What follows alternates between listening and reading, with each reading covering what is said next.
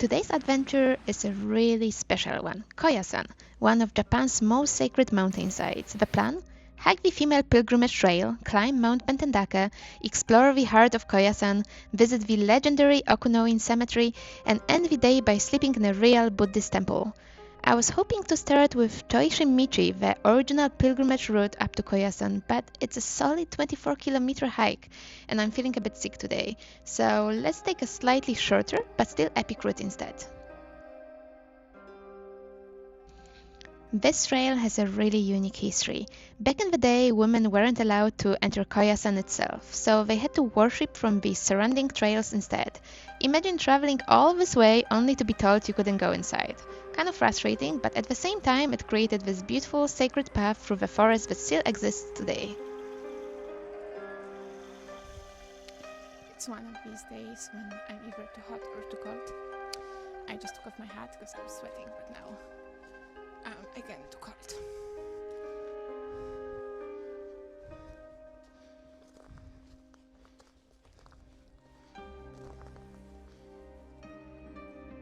A quick bit of history. Koyasan was founded in the 9th century by Kobo Daishi, one of the most important Buddhist monks in Japan.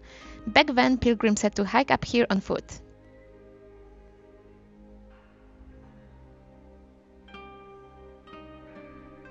You can see all the moss growing all over the temple. It's pretty cool. Nowadays, if you don't feel like hiking, you can take one of the cable cars up the mountains and then take a bus that takes you straight to Koyasan. But I don't like the easy solution, so here I am, hiking it on foot.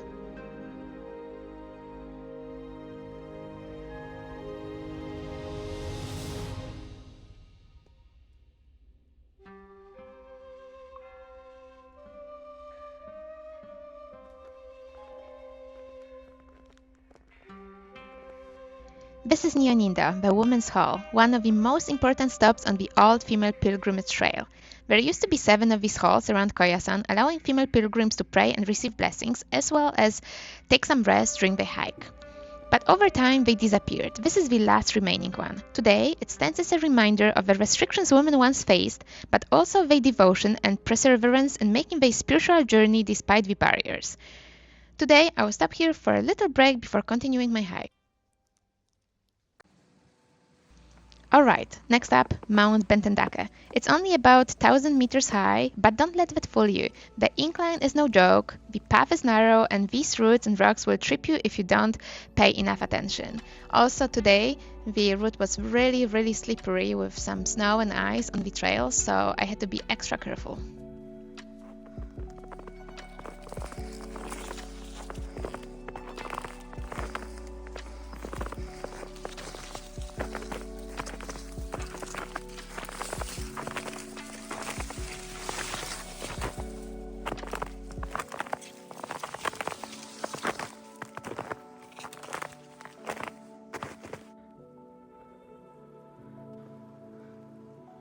We did it.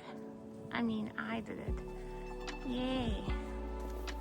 This mountain is actually named after Benten, the goddess of water, music, and wisdom. In Japanese folklore, she's one of the 7 lucky gods often depicted playing lute. She's also closely tied to dragons, so some say this mountain has protective energy, and that's why it's been a focal point of a women's pilgrimage trail.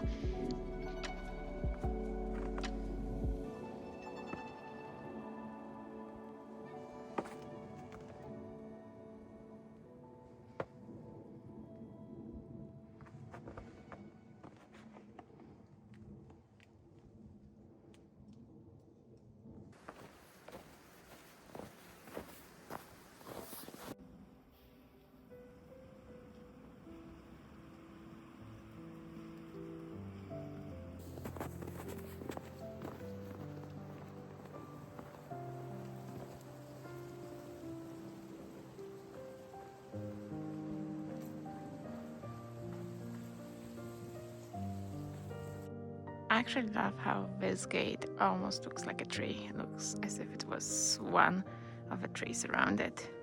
So beautiful, just perfectly integrated into the mountain landscape. And this This is why the climb is worth it. You get this insane sweeping view over the mountains, and if you ever need a reminder of why people have been drawn to this place for over 1,000 years, this is it. The nicest thing about today is that I'm the only person here. It's pretty wild to think that no one hikes this area. It's actually pretty accessible, it's not that hard. It's a bit uphill, but nothing crazy. I've seen a few people in the in the train, but they all took a cable car. I know it's easier, it's just so convenient, but to experience this ancient trail and just hike it on your own is just something so special.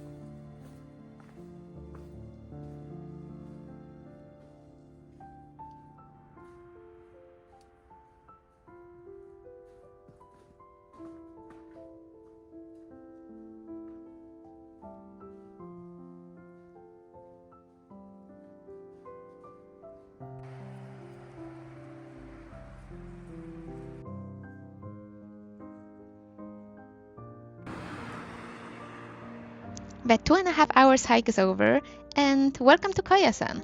This is the Daimon Gate, the official entrance to the sacred mountain. It was built over 800 years ago, but like a lot of ancient wooden structures in Japan, it's been rebuilt a few times due to fires. Those two massive statues on either side are called Neo-Guardians, and they are believed to scare away evil spirits. But let's be real, if anything did make it up this mountain, it probably deserves to be here.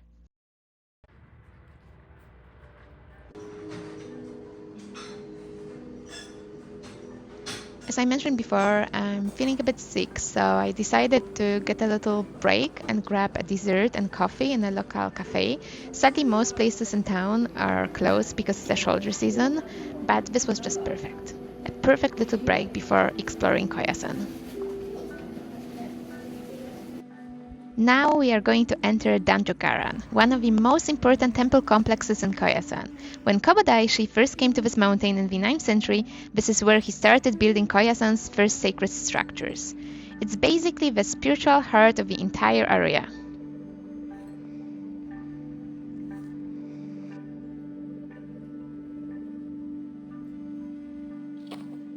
Standing here, you can really feel the weight of history. For over 1,000 years, monks, pilgrims, and even emperors have gathered at this very spot to pray, meditate, and continue the teachings of Kobo Daishi. It's one of those places that makes you stop and appreciate just how deep the roots of this place run.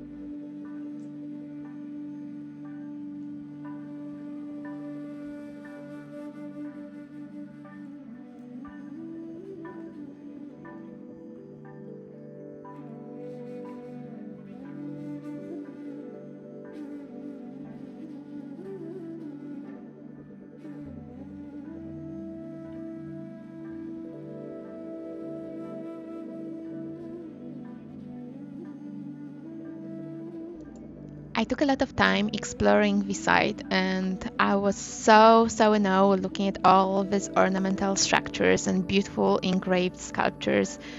It's really insanely beautiful.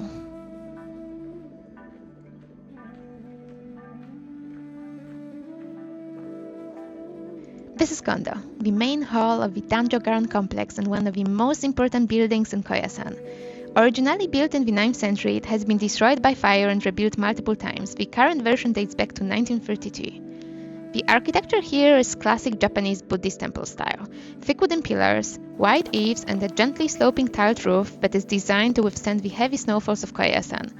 The entire structure is raised on a platform which not only protects it from moisture but also gives it a sense of grandeur. Kondo is where the major Buddhist ceremonies take place, and inside there is an impressive golden altar with statues of various Buddhas and deities. The red building in the background is called the Great Pagoda, or Konpandaita. It's over 45 meters tall and painted in this deep red color, which in Buddhism symbolizes protection against evil.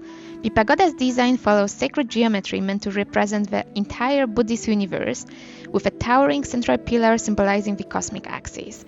Interestingly, it has a very unique round shape that is inspired by some Chinese architectural influence.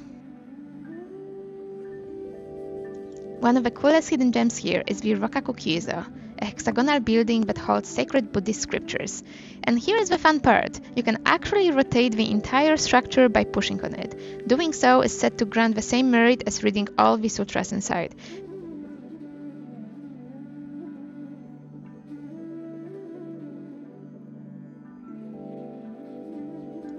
Every building in Danjo Garan has its own deep history and spiritual meaning. Whether you're religious or not, just walking through here, surrounded by the centuries-old structures and towering cedar trees, makes you feel like you've stepped into another time. Really magical experience.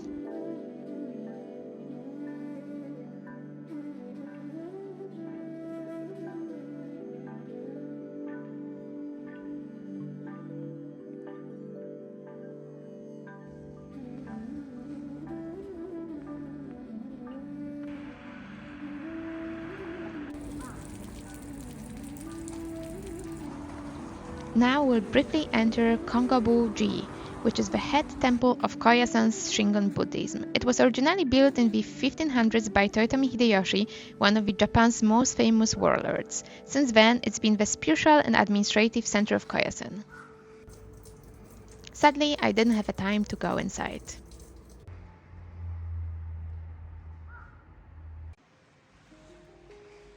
Okay, now time for Okunoin Cemetery. Easily one of the most atmospheric places in Japan, and I'm not kidding. Over 200,000 graves stretching deep into this ancient cedar forest. Samurai, monks, even modern companies have tombstones here. Yeah, you heard right, companies. Some corporations build memorials for employees who've passed away. Kind of cool, kind of weird, but well, it's Japan.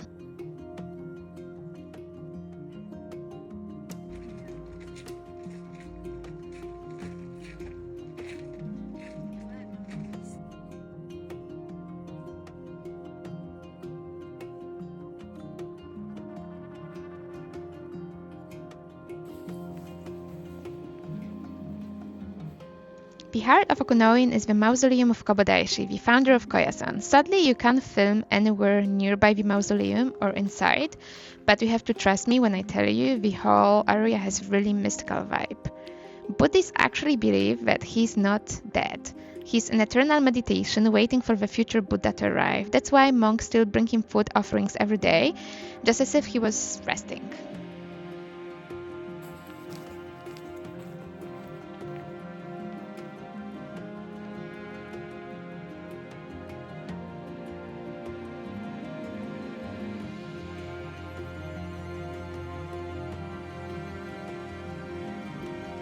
If ghosts exist anywhere, it's here, but like, you know, the peaceful kind of ghosts, this nice ancestral spirits that watch over your shoulder and give you all the good advice.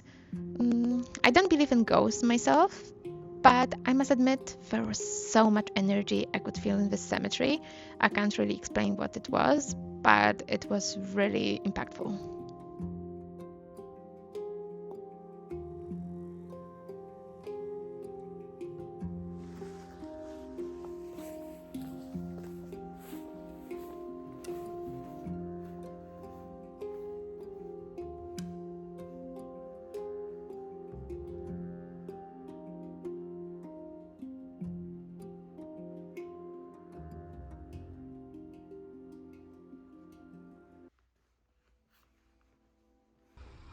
Alright, so this is where I'm staying tonight, an actual Buddhist temple.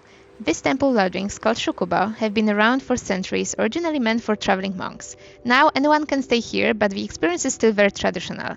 You can book it using the Shukuba Association website, and the local agent will put you in touch with a temple and book all of the lodgings for you. Each room is covered with tatami mats and has a futon bed. It's really cold here in winter, so double bedding and a little space heater will come handy at night.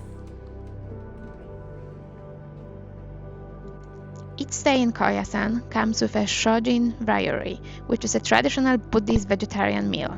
Monks have been eating this for centuries. No meat, no fish, no strong flavors like garlic or onion. Just simple, aesthetic, seasonal ingredients meant to nourish both body and mind. Everything is meant to be prepared with mindfulness. The idea is that food isn't just fuel, it's part of your spiritual practice. Even how you eat matters. No wasting, no rushing, just appreciating every single little bite. The meal I was served for dinner came with Koyasan's specialty, goma tofu or sesame tofu. It's got this creamy, almost casserole-like texture, but no soybeans involved, just sesame and arrowroot starch. Definitely a must-try if you can come here. Honestly, even if you are not vegetarian, this meal is an experience worth having. It's simple but somehow perfect. I spent the evening in a temple, reading and having some tea, and preparing myself for the next busy day exploring Osaka. When you stay in a temple, you can start the day with prayers at sunrise. There's something about it that just makes everything slow down. Makes you think about how long people have been doing this every morning for over 1,000 years. I'm not a practitioner myself, so I just observed. Sadly, I wasn't able to film it, of course out of respect for ceremony, but you have to trust me, it was really magical. After the morning prayers, I was served breakfast and then I headed out to catch my morning bus. Hiking up here, walking the old trails, staying in a temple, it really gives you a sense of just how deep the history runs in this place. Even if you are not religious, Koyasan has this quiet power that sticks with you.